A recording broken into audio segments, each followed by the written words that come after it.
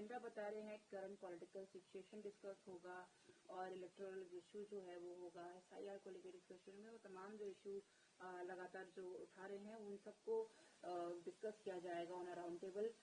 उससे बड़ा एक जो डेवलपमेंट है कि दिल्ली सेंट्रल में पोस्टर्स लगे हैं जिसके अंदर इन्हीं के ही इंडिया अलायंस के जो राहुल गांधी के लिए रिमार्क्स थे उनको हाईलाइट किया गया है। क्या बोलना चाहेंगे?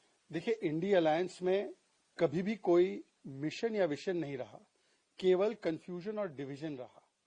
और चाहे ये पार्टीज एक साथ एक मंच पर आ भी जाए, दल तो मिल जाते हैं, पर जैसे स्टेटमेंट उन्होंने एक दूसरे के खिलाफ दिए हैं, जो पोस्टर पर दिखाई दे रहे हैं, उससे दिल कभी नहीं मिल सकते।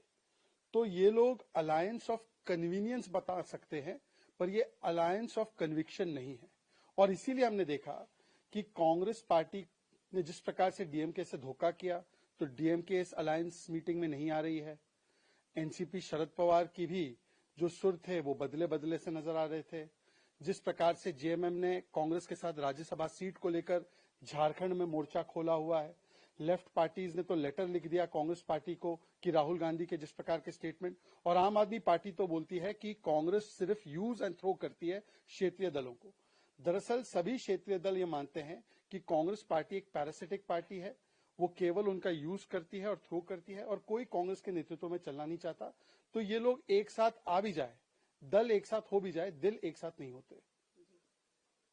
Just before the India Alliance meeting today, where 23 parties, their India Alliance partners are participating, minus DMK, with the agenda of discussing political current situation, the posters have been installed in central Delhi, highlighting the remarks of their own India Alliance partners on Rahul Gandhi. India Alliance was always an alliance without mission or vision, without neta, niti, niyat, netritva. It only had confusion, commission, corruption, ambition for position, and divisions. And these divisions are evident through the statements that are being shown in these posters in central Delhi, which I believe have been put up by one of the ally partners of Congress who have been betrayed by Congress. And therefore, it shows that even if these parties come together for a photo op, they have come before also for photo op, दल तो मिल जाते हैं, दिल नहीं मिलते. They are not together by heart. They are only there out of convenience, not out of conviction. And therefore, we saw DMK skipping this meeting. JMM is fighting with Congress in Jharkhand over Rajya Sabha seat. TMC is also not having the best relation. They are coming out of Majburi. Then Aam Aadmi Party has said we are going to completely boycott Congress's leadership because Congress uses and throws everybody away. And left has written letter to Khadgeji about Rahul Gandhi statements. So this is alliance of convenience, not conviction. It is just a photo op. They don't get down on the ground in reality. LOP of West Bengal and expelled TMC leader said about Abhishek Banerjee that he has a dictator mindset, also questioning the individuality because he is questioning the unity of 61 MLAs. How do you see this? देखिए, भारतीय राजनीति में कोई पहली बार नहीं हो रहा कि पुत्र मोह में या परिवार मोह में पार्टी टुकड़े टुकड़े हो गई है। हमने देखा एनसीपी का भी यही हाल हुआ, पुत्री मोह में पार्टी टुकड़े हुई। डीएमके सनराइज के चक्कर में, एसओएन के राइज के चक्कर में पार्टी का एसयूएन सनसेट हो गया। कांग्रेस तो पुत्र मोह में जा ही रही है, और अब टीएमसी भी जिस प्रकार से भतीजे मोह में टूटती नजर आ रही है। तो 70 एमएलए ममता बनर्जी के साथ मीटिंग में नहीं जाते, वो कहते हम असली टीएमसी है, और दूसरी ओर सांसदों का भी रवैया अलग हो चुका है।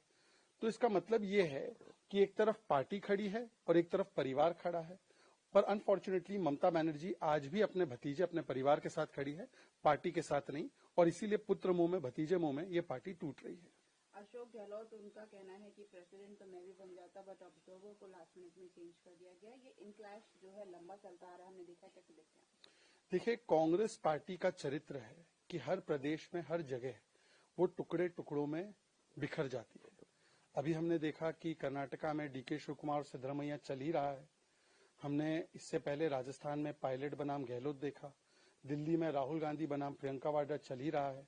अब ये जो स्टेटमेंट है गहलोत जी का, ये सीधा सीधा हमला है सचिन पायलट पर भी और उनसे ज्यादा खड़गे जी पर, क्योंकि अगर वो कह रहे कि मैं अध्यक्ष बनने को तैयार था और मेरे साथ षड्यंत्र किया गया, ऑब्जर्वर्स जल्दी आ गए, तो ऑब्जर्वर में कौन थे? खड़गे जी थे, और उसके बाद अध्यक्ष खड़गे जी ही बने। एक बात ये भी स्पष्ट होती है कि कांग्रेस पार्टी में कोई चुनाव नहीं होता अध्यक्ष के लिए, क्योंकि अशोक गहलोत ने स्वीकारा है सोनिया गांधी अध्यक्ष बनाती है। परंतु एक बात स्पष्ट हो चुकी है कि अब अशोक गहलोत बनाम खड़गे जी बनाम सचिन पायलट का एक नया दौर शुरू हो गया है। कांग्रेस हमेशा टुकड़े टुकड़ों मोड में रहती है।